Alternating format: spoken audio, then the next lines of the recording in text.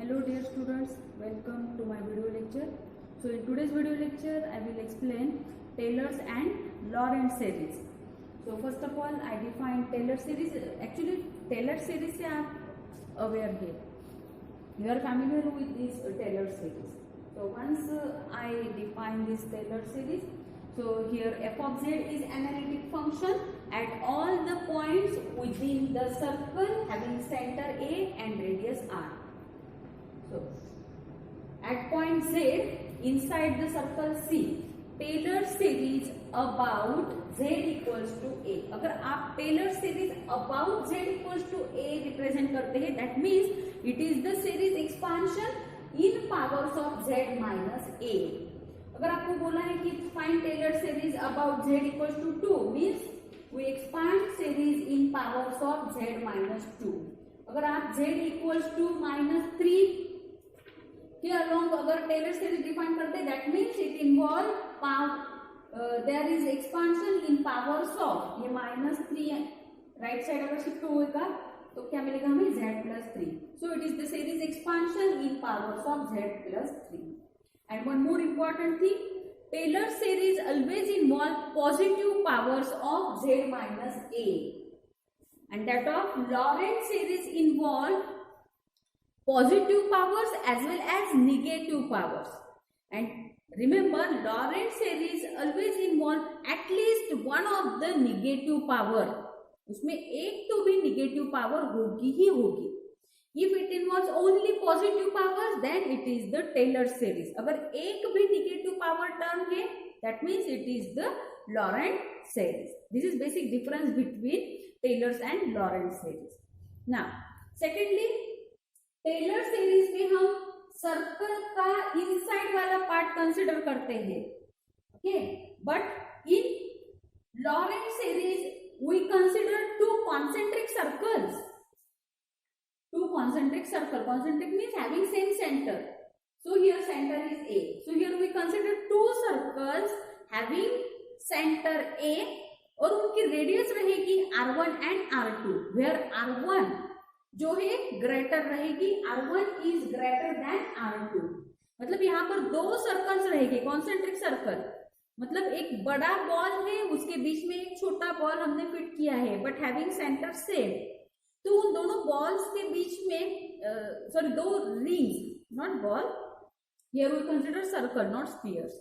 हाँ, तो यहाँ पर हम दो रिंग्स कंसीडर करेंगे और जिनका सेंटर फिक्स है.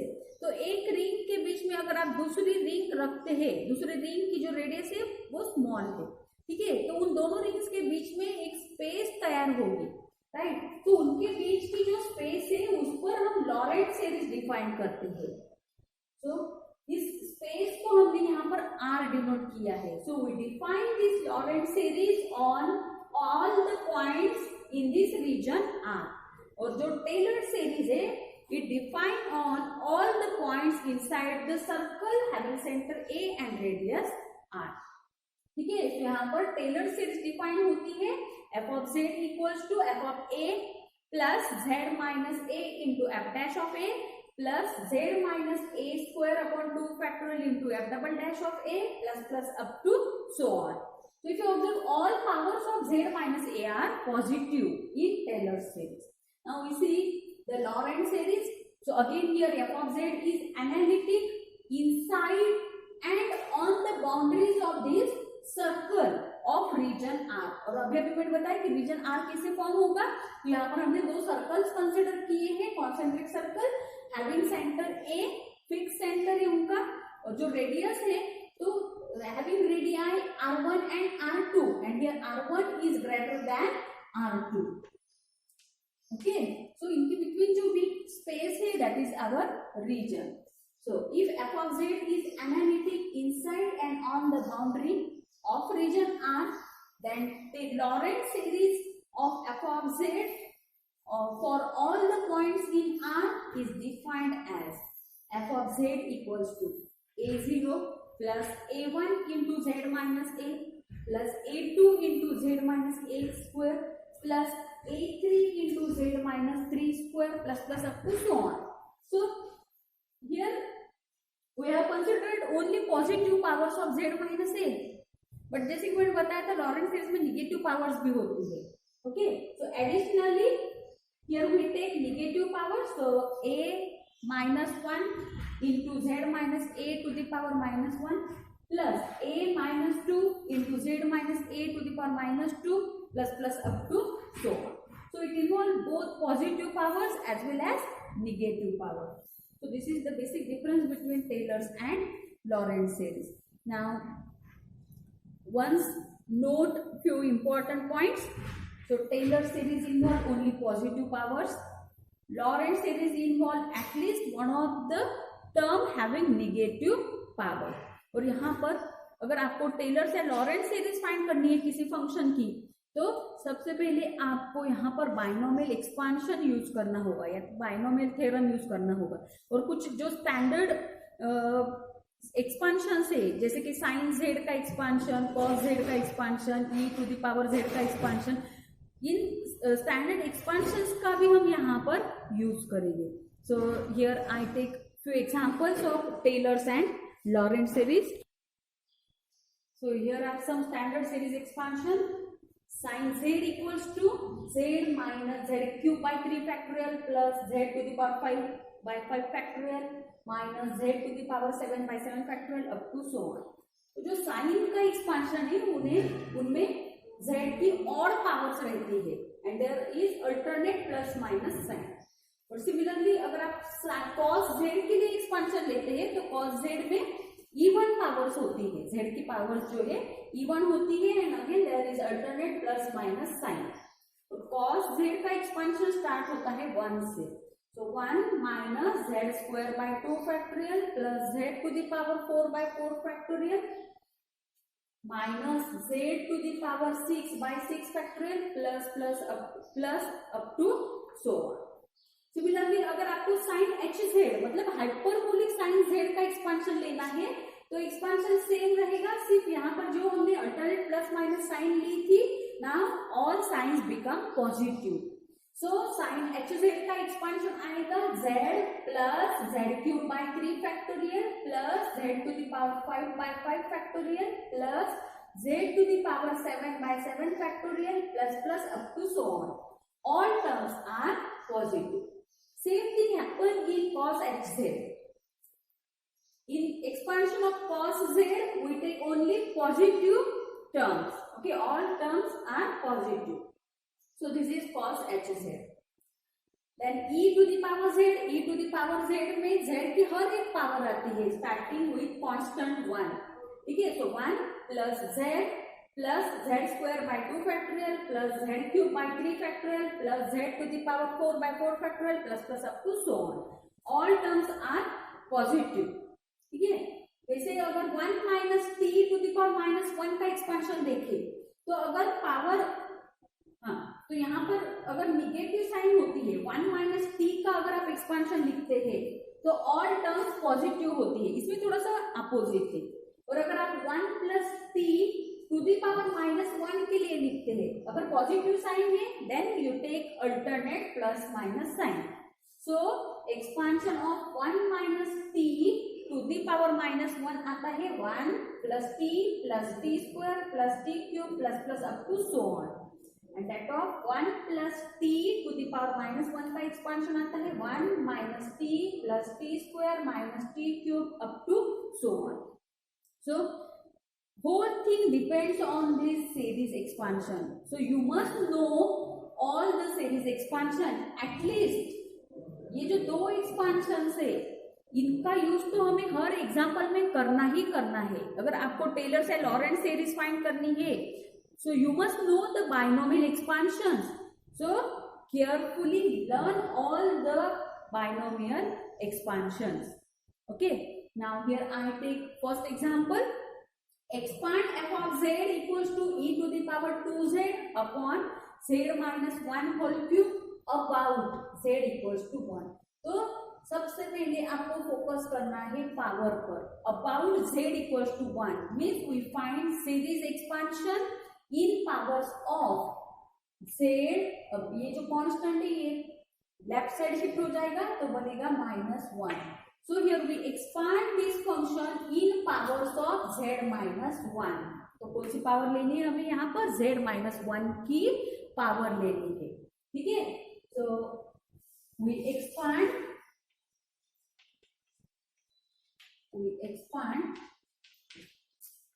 f of z in powers of z-1, ठीक है।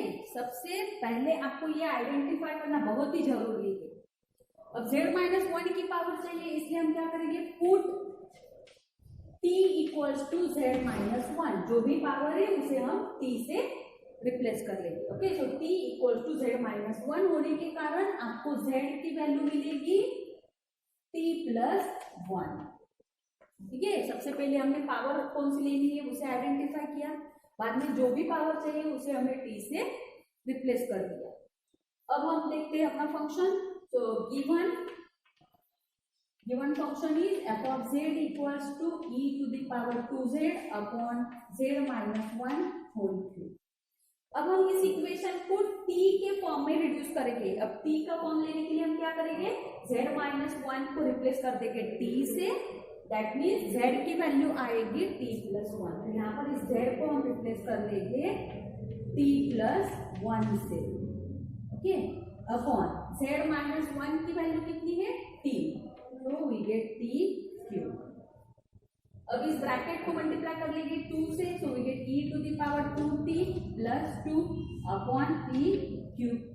और अगर आप ये पावर हमें सेपरेट करते हैं तो हमें मिलेगा e to the power 2t into e to the power 2 upon t cube equals to e to the power 2 upon t cube. इसे हम एज इट इज रखेंगे and we use series expansion of e raise to power z। तो e raise to z, अगर आपकी power z है तो हम लेते हैं 1 plus z square by 2 factorial plus plus up to so on, but instead of z here we have power 2t, ठीक है। तो आप इस z को रिप्लेस कर देंगे 2t से, so we get 1 plus 2t plus 2t square by 2 factorial plus 2t cube by 3 factorial plus plus up to so on, right. और यहां पर आप लिख सकते हैं यूजिंग सीरीज एक्सपांशन।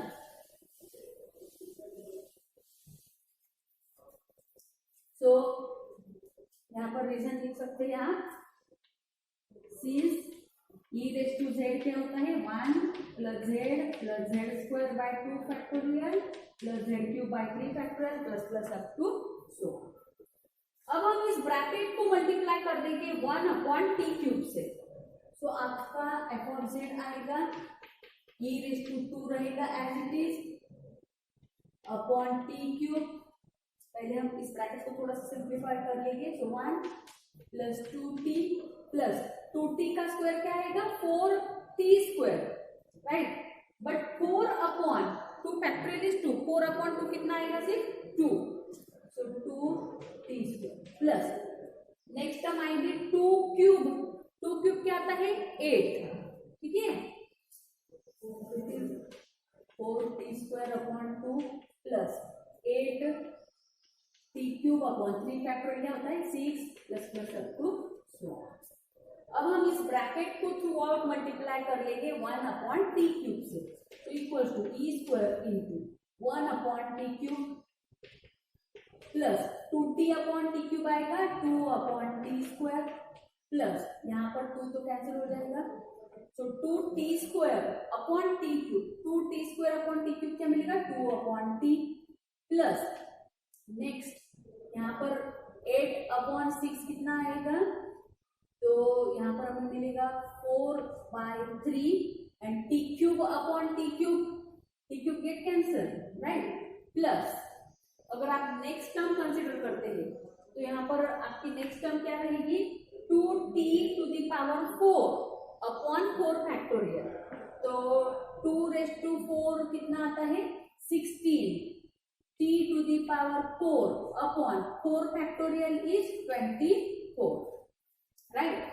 बट हम इसे 1 अपॉन t क्यूब से अगर मल्टीप्लाई करते हैं तो यहाँ पर t क्यूब कैंसिल होगा और क्या बचेगा, 6t बचेगा। और 16/24 आ जाएगा 2/3 plus plus up to so on. And finally we substitute value of t. t की वैल्यू कितनी है? z-1, but t is equals to z-1. therefore f of z is e square into 1/t cube को ही आप t to the power -3 भी लिख सकते हैं, but t की वैल्यू क्या है? z-1. So z-1 to the power -3 plus 2 into 1/t square can be written as t to the power -2, that is z-1 to the power -2 plus 2 into z-1 to the power -1 plus 4/3 plus 2/3 into t, that means z-1 plus plus up to 4. Now we identify this series, whether it is Lorentz series or whether it is Taylor series. तो हम Taylor series किसे कहते हैं? जिसमें powers क्या होती है? Positive होती है. तो यहाँ पर अगर आप z-1 की पावर ऑब्जर्व करें तो z-1 की पावर निगेटिव भी है, right?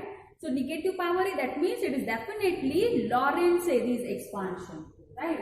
That's why here we mention, so this is required Laurent series expansion. Laurent series expansion of f of z in powers of z-1. ठीक है, तो इस तरह से हमने यहाँ पर सीरीज एक्सपांशन यूज किया है. और आपको बाइनोमियल एक्सपांशन भी अच्छे से लर्न करना है, जैसे कि 1 minus t to the power -1 का expansion, 1 plus t to the power -1 का एक्सपांशन. ठीक है, now I take next example of this series expansion.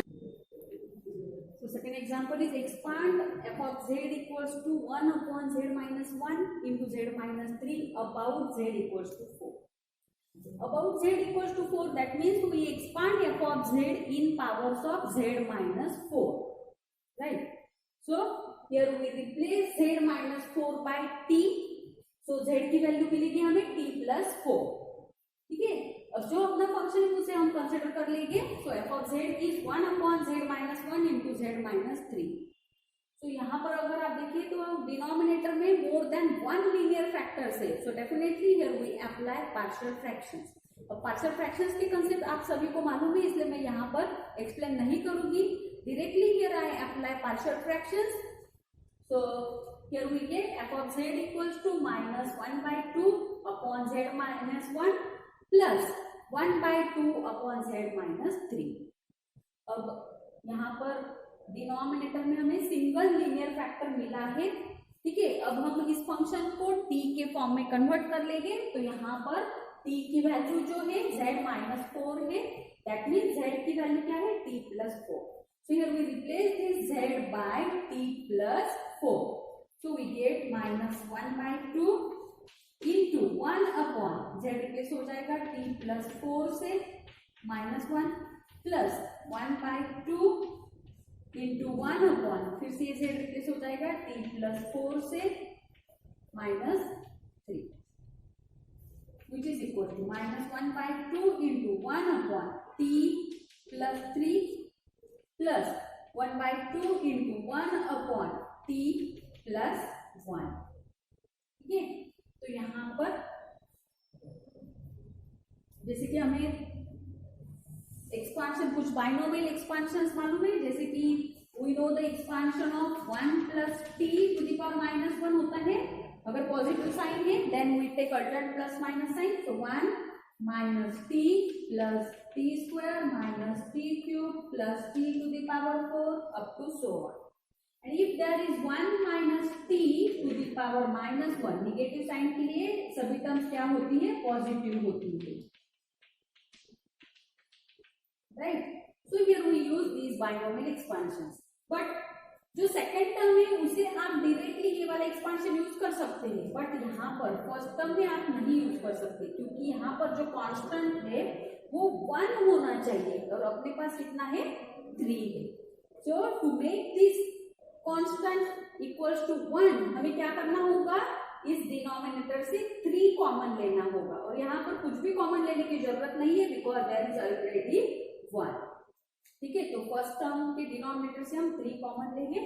So F of Z equals to 1/2 as it is रहेगा, 1/3 common लेने के बाद हमें मिलेगा t/3 प्लस 1।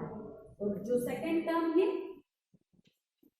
इट इज 1/2, हाँ यहाँ पर निगेटिव साइन भी है, 1/2। अब जो 1/t प्लस 1 है उसे ही आप 1 plus t to the power -1 भी लिख सकते हो। तो इक्वल्स टू -1/2 इंटू 1/3 आएगा 1/6। और ये जो टर्म है इसे हम लिख सकते हैं 1 plus t/3 to the power -1 plus 1/2 into 1 plus t to the power -1। और आप इजीली इन एक्सपांशंस का यूज करके we expand these two brackets. So -1/6 into 1 plus, यहाँ पर पॉजिटिव साइन है, that means we take alternate plus minus sign.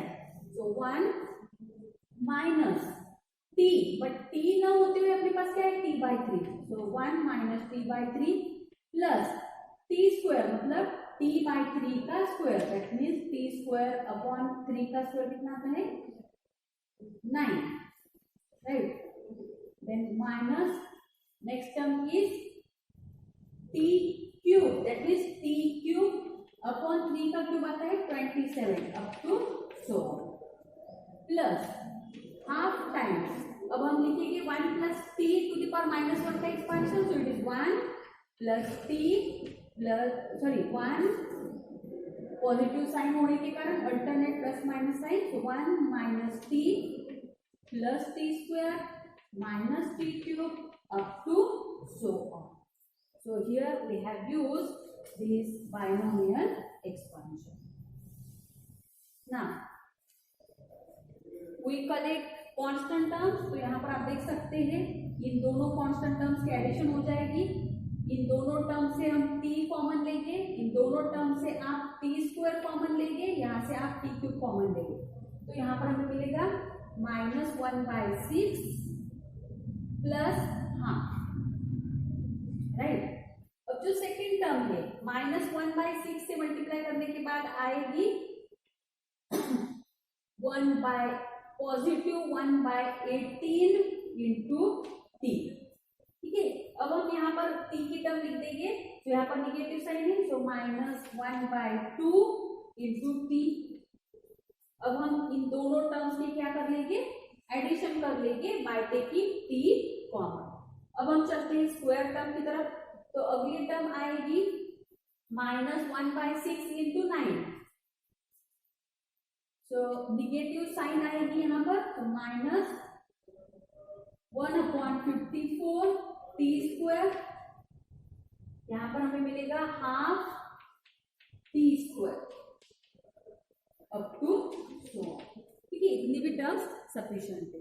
और अगर आप -1/6 प्लस 1/2 इसकी वैल्यू निकालते हैं, ये वाली वैल्यू निकालते हैं, तो सभी वैल्यूज निकालने के बाद आपको एक्सपांशन मिलेगा 1/3। तो required expansion is 1/f of z equals to 1/3 minus 8/18 into t plus 13/27 into t square up to so on. And finally we substitute value of t, तो हमने t की वैल्यू क्या रखी थी z-4, and hence here we get f of z equals to